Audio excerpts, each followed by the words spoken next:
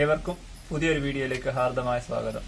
ഇന്നത്തെ വിഷയം തക്കാളി നന്നായിട്ട് മഴക്കാലത്താണെങ്കിലും നമുക്ക് എപ്പോഴാണെങ്കിലും നന്നായിട്ട് കരുത്തുറ്റ തൈകൾ ഉൽപ്പാദിപ്പിക്കുന്നത് എങ്ങനെയാണെന്ന് നമുക്ക് നോക്കാം.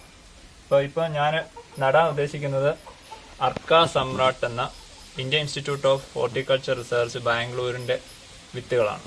അപ്പോൾ ഈ അർക്ക സമ്രാട്ട് തക്കാളി എന്ന് പറയുന്നത് അവരുടെ കമ്പനിയല്ല, അത് കേന്ദ്ര സർക്കാരിൻ്റെ സ്ഥാപനമാണ്. അവർ അതിനകത്ത് മെയിനായിട്ട് പറയുന്നത് ഏകദേശം ഒരു തക്കാളി ചെടിയിൽ നിന്ന് ഏകദേശം 20 കിലോ വരെ തൂക്കം ലഭിക്കുന്ന, അതായത് 20 കിലോ വരെ തക്കാളി അതിൽ നിന്ന് ലഭിക്കുമെന്നാണ് പറയുന്നത് ഇന്ത്യൻ ഇൻസ്റ്റിറ്റ്യൂട്ട് ഓഫ് ഹോർട്ടിക്കൾച്ചർ റിസർച്ചിൻ്റെ. അപ്പോൾ ഈ അർക്ക സമ്രാട്ട് തക്കാളിയാണ് ഞാനിപ്പോൾ ഇതിനകത്ത് നടാൻ ഉദ്ദേശിക്കുന്നത്. അപ്പോൾ ഇത് എടുത്തേക്കുന്നതെന്ന് പറയുന്നത് സാധാരണ ഒരു കിളിക്കൂടാണ്.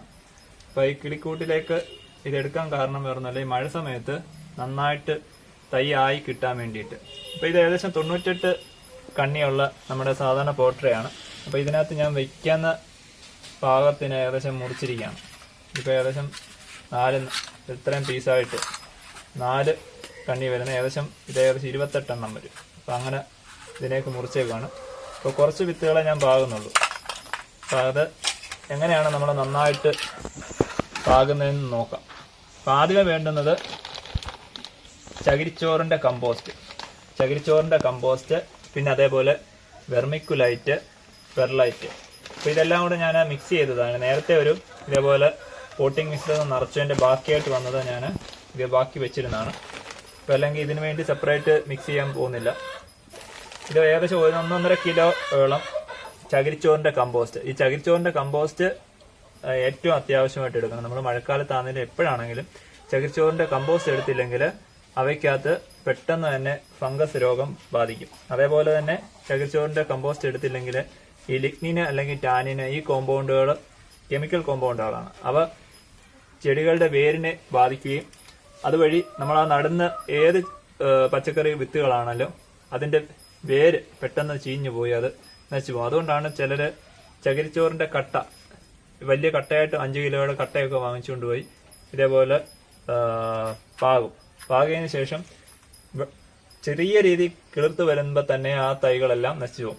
അപ്പോൾ അതിന് പറ്റുന്നതെന്ന് പറഞ്ഞു കഴിഞ്ഞാൽ ആ വളർച്ചാ ഘട്ടത്തിൽ ഇതിനകത്തെ കെമിക്കൽ ഈ ചെടികളുടെ വേരിനത് താങ്ങാൻ സാധിക്കുകയില്ല. അങ്ങനെയാണ് അത് നശിക്കുന്നത്. അപ്പോൾ അതുകൊണ്ടാണ് നിങ്ങൾ ആ കട്ട ഒരു 2 ദിവസമെങ്കിലും വെള്ളത്തിൽ കുതിർത്തതിന് ശേഷം അത് പിഴിഞ്ഞ് അതിൻ്റെ ആ വെള്ളം കളഞ്ഞ് ഒരു കളറുണ്ട്, ആ ഒരു ചകിരിയുടെ ആ കളറ് മാറുന്നിടം വരെ ഏകദേശം ആ ഒരു വെള്ള കളർ വരും. അത് നമ്മൾ നന്നായിട്ട് പിഴിഞ്ഞ് മാറ്റുമ്പോൾ ആ വെള്ളത്തിന് ഏകദേശം ഒരു ഇളം വെള്ള കളർ വരുന്നിടം വരെ നമ്മൾ അത് പിഴിഞ്ഞ് മാറ്റണം.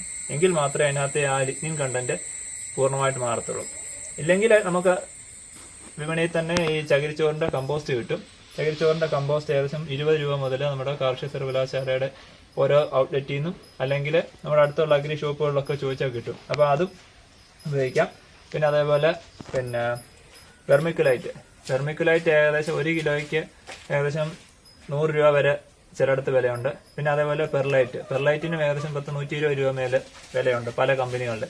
അപ്പോൾ ഇത് നമുക്ക് വെർമിക്കുലൈറ്റും പെർലൈറ്റും ഇടുന്നതെന്ന് പറഞ്ഞു കഴിഞ്ഞാൽ വെർമിക്കുലൈറ്റ് അതിനകത്ത് നിന്ന് ഒരു വളം പോലെ ആക്ട് ചെയ്യുന്നൊരു സാധനവും, പെർലൈറ്റ് എന്ന് പറയുന്നത് ഈ വെള്ള കളറിൽ കാണുന്നത് പെർലൈറ്റ് എന്ന് പറഞ്ഞാൽ അതിനകത്തെ വായുസഞ്ചാരം നടത്താൻ വേണ്ടി, അതുപോലെ അതിൻ്റെ വേരിന് നന്നായിട്ട് ഓടാനും സഹായിക്കുന്ന ഒരെണ്ണമാണ്. അപ്പോൾ ഈ 3 മിശ്രിതവും കൂടെ മിക്സാക്കി നമ്മൾ അതിൻ്റെ കൂട്ടത്തിൽ യാതൊരു വിധ വളങ്ങളും ചേർക്കുന്നില്ല.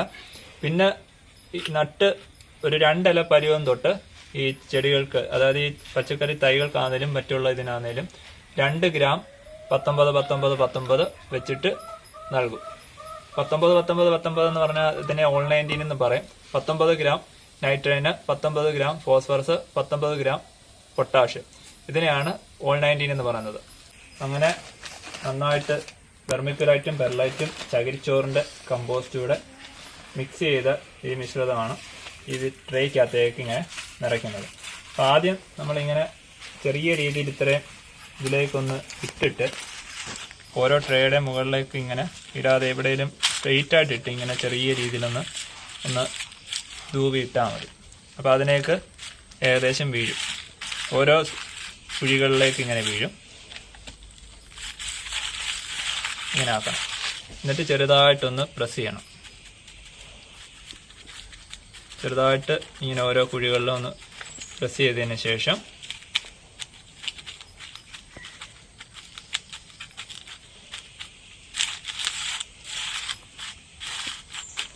അപ്പം ഇത് അധികം വെള്ളം ഇരുത്തലില്ല. ഇപ്പം അതുകൊണ്ടാണ് ഞാൻ ഇങ്ങനെ വെച്ചത്. ഇനി അതിന് ശേഷമാണ് വെള്ളം ഒഴിക്കുന്നത്. ഇപ്പം ഇത് ഈ കാണുന്ന വിത്താണ് അർക്കാ സമ്രാട്ടിൻ്റെ തക്കാളി എന്ന് പറയുന്നത്. അർക്കാ സമ്രാട്ട് എന്ന തക്കാളി വിത്ത് എന്നുണ്ടോ. അപ്പം ഇത് ഹൈബ്രിഡ് ഇനമാണ്. ഇപ്പോൾ ഓരോ വിത്ത് വെച്ചിട്ട് ഞാൻ ഇതിലേക്ക് പാകുകയാണ്. ഇതിങ്ങനെ ഇട്ടാൽ മതി. ഒരുപാട് ആഴത്തിൽ വിത്ത് ഇടേണ്ട ആവശ്യമില്ല. ഓരോ വിത്ത് വീതം ഓരോന്നിലിങ്ങനെ ഇട്ടു പോവുക. അങ്ങനെ ഇപ്പോൾ ഇതിനകത്ത് ഏകദേശം വിത്തെല്ലാം ഇട്ട് നിറച്ചു.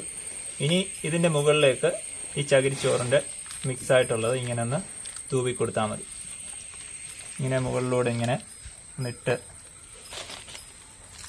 ചെറിയതായിട്ട് ഒന്ന് പ്രസ് ചെയ്യണം.